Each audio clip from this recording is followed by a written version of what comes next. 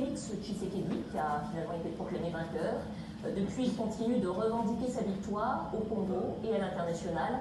Pour la première fois depuis le 30 décembre, Martin Fayulu Madidi est l'invité du Journal Afrique. Bonsoir. Bienvenue sur notre plateau.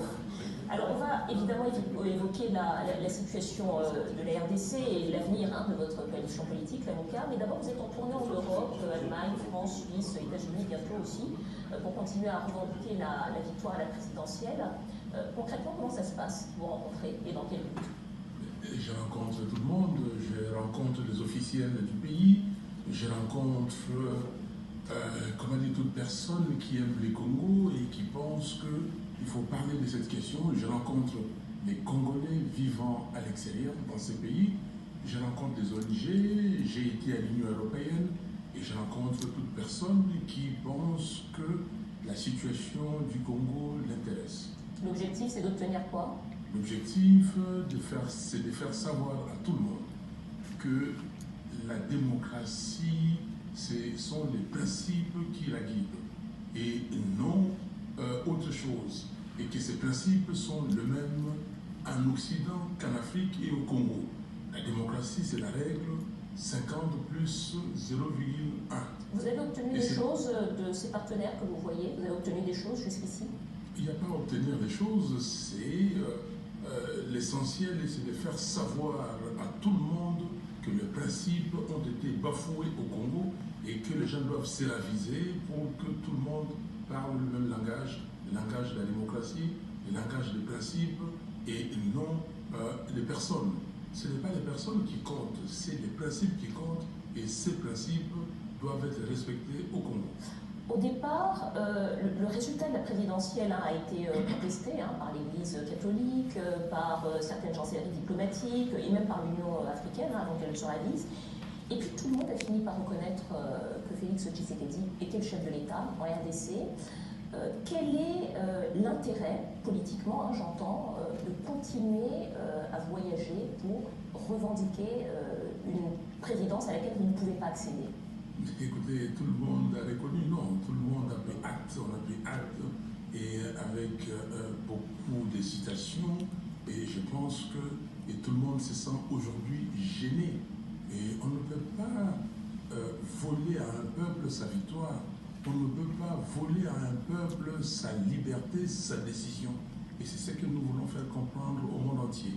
Et une fois qu'ils auront compris, qu'est-ce que vous souhaitez obtenir?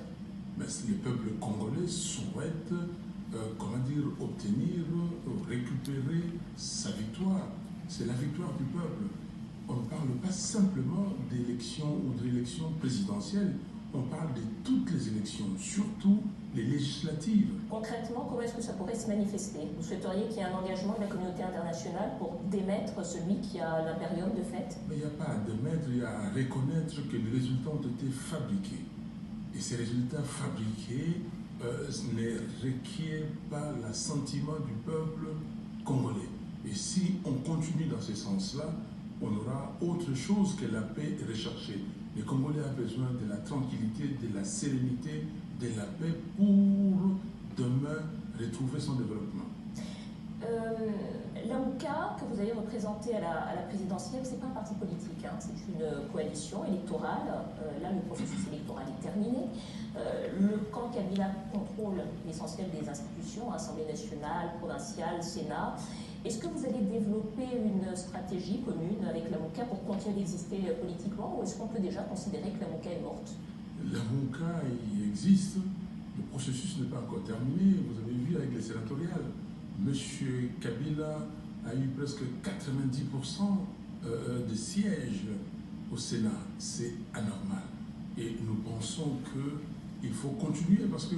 Quelle va être votre stratégie? Mais la stratégie, c'est de dire au peuple congolais, vous avez voulu le changement, il faut obtenir ces changements et nous allons continuer. Ça, c'est ce que vous allez dire. Et que comptez-vous faire? Mais c'est ce que nous faisons. Vous voyez ce que j'ai fait.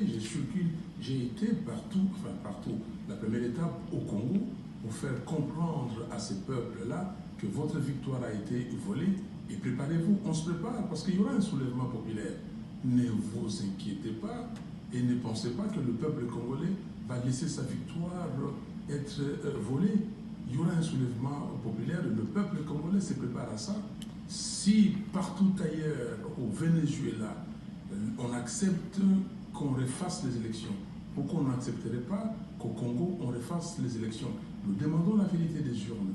La vérité des urnes, c'est ça, c'est soit récompter les voix, et nous savons que ça devient impossible parce que la commission électorale a fait disparaître toutes les preuves. Et c'est pour cela que nous demandons s'il vous plaît, que M. Nanga et les siens et tous ses membres soient poursuivis parce qu'ils ont fait quelque chose qui n'existait pas, et c'est ça qu'on appelle troubler l'ordre public. Ils doivent être arrêtés et transférés en prison. Et deux, si on n'arrive pas à récompter les voix, il faudrait faire les élections. Et c'est tout simple parce que le peuple est souverain et sa liberté doit être respectée et sa décision doit être respectée. Le 21 et le 22 mars, vous aurez une réunion avec les autres ténors de la coalition Lamuka. Est-ce que vous partagez tous le même avis sur l'avenir politique et la stratégie politique que doit adopter Lamuka? Vous connaissez la date, il faut attendre, voir comment ça va se passer et savoir si on partage le même point de vue, si nous sommes toujours sur la même longueur d'onde. Aujourd'hui, nous sommes sur la même longueur d'onde. C'était prévu qu'après les élections, les leaders de la